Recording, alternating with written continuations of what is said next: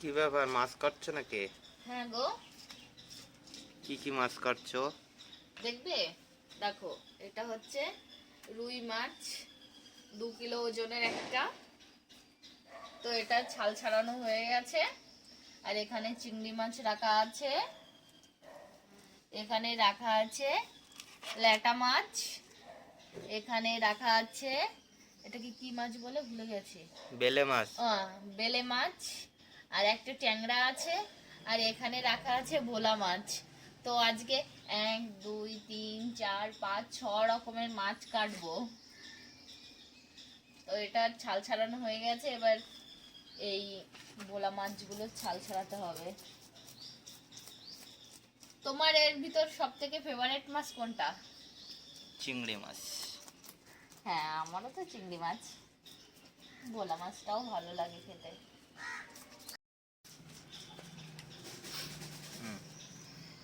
তো বন্ধুরা, আমরা তো সবাই মাছ কাটতে জানি কম বেশি। তো চলো বন্ধুরা, আমি কিভাবে চিংড়ি মাছ পরিষ্কার করি সেটা তোমাদের সঙ্গে শেয়ার করি। তো ফার্স্টে দেখো, আমি চিংড়ি মাছটাকে কেটে নেব।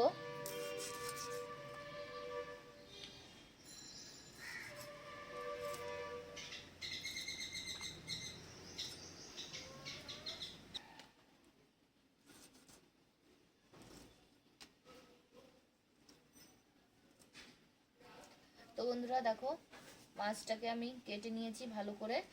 এবার এই মাথার ভিতরে একটা নোংরা আছে, তো সেটাকে বের করে নেব।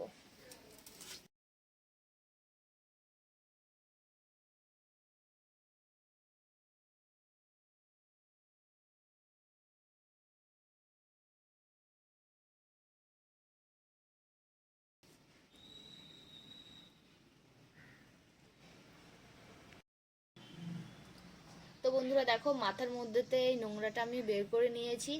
তো চিংড়ি মাছ কাটতে গেলে মাথার মধ্যে থেকে এই নোংরাটা বের করে নিতে হয়। তো আমি নি, আর তোমরা যারা জানো না, তো তোমাদেরকে বলছি তোমরা অবশ্যই এই মাথার ভিতরে থেকে এই নোংরাটা বের করে নেবে। আর তোমরা কে কে জানো, কে কে এরকম ভাবে চিংড়ি মাছ কাটো, তা অবশ্যই কমেন্ট করে জানিও। আর যারা জানো না, তো যারা জানো না তারা অবশ্যই এই নোংরাটা বের করে নিও। তো তো বন্ধুরা চলো, এবার আমি বাদবাকি মাছগুলো পরিষ্কার করে নিই। তো বন্ধুরা, মাছ আমার কাটা হয়ে গেছে আর পরিষ্কার করেও নিয়েছি। তো এখানে রেখে দিয়েছি চিংড়ি মাছ, আর এখানে রাখা আছে রুই মাছ, ভোলা মাছ, আর বাদবাকি যে মাছগুলো ছিল তো আমি এখানে রেখে দিয়েছি। তো বন্ধুরা, আজকের ভিডিওটা এই পর্যন্তই। তো তোমাদের কেমন লেগেছে তা অবশ্যই কিন্তু কমেন্টের মাধ্যমে জানিও।